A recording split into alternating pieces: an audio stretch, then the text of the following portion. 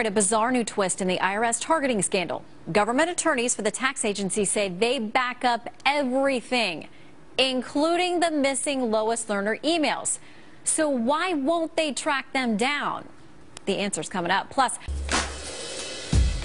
all right, we are learning that the IRS may actually have those missing Lois Lerner emails after all.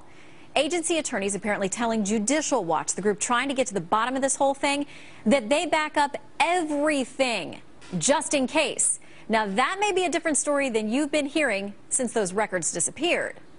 The actual hard drive, after it was determined that it was dysfunctional and that with experts no emails could be retrieved, was recycled and destroyed in the normal process. So was it physically destroyed? That's my understanding. Well, because there was the computer crashed. Let me say it this way. 67,000 emails have been provided to Congress. 24,000 of them come from this period during which her hard drive crashed, in which those emails were lost. In April, determined that, in fact, there had been a hard drive crash and some emails may have been lost.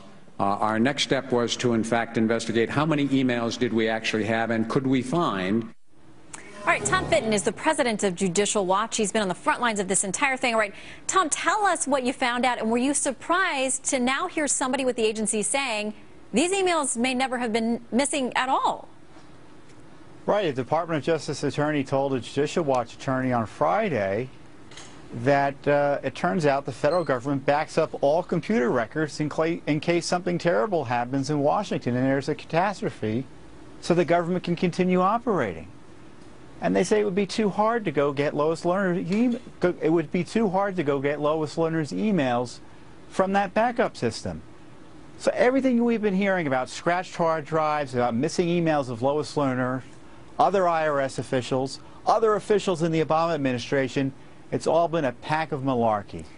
They could get these records, but they don't want to, and they haven't told anyone about it, frankly, until we were able to get it out of them on Friday. And there's no such thing as Lois Lerner's missing emails. It's all been a big lie. They've been lying to the courts, the American people, and to Congress. It's really outrageous. I mean, that is stunning. If what you're saying is the Justice Department attorney has told attorneys with your group that these emails exist and they've always existed, I mean, we're talking about subpoenas, we're talking about sworn congressional testimony, we're talking about court hearings, we're talking about an order from the judge there in D.C., the federal judge who said, I want everybody to have sworn affidavits and tell me exactly what happened to these. I read those affidavits when they came in a week or two ago, and there was no mention of this. How is that possible? And we've asked the Department of Justice that same thing, and we want to know why they hadn't told the court about this backup system. If this backup system is working, Lois Lerner's emails are there. We know there are a half a dozen other IRS officials whose emails supposedly have disappeared as well. And we've heard from other agencies, like over in the HHS, over Obamacare, emails disappearing there. And we've been led to believe that, once they disappear, they can't be found again, when in fact they back up everything. As most people suspected, now the government's confirmed. And, we're going to ask the judge in this case for relief.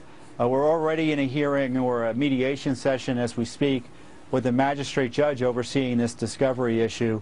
But we got to get these emails, and now we know where they are, where they're likely to be.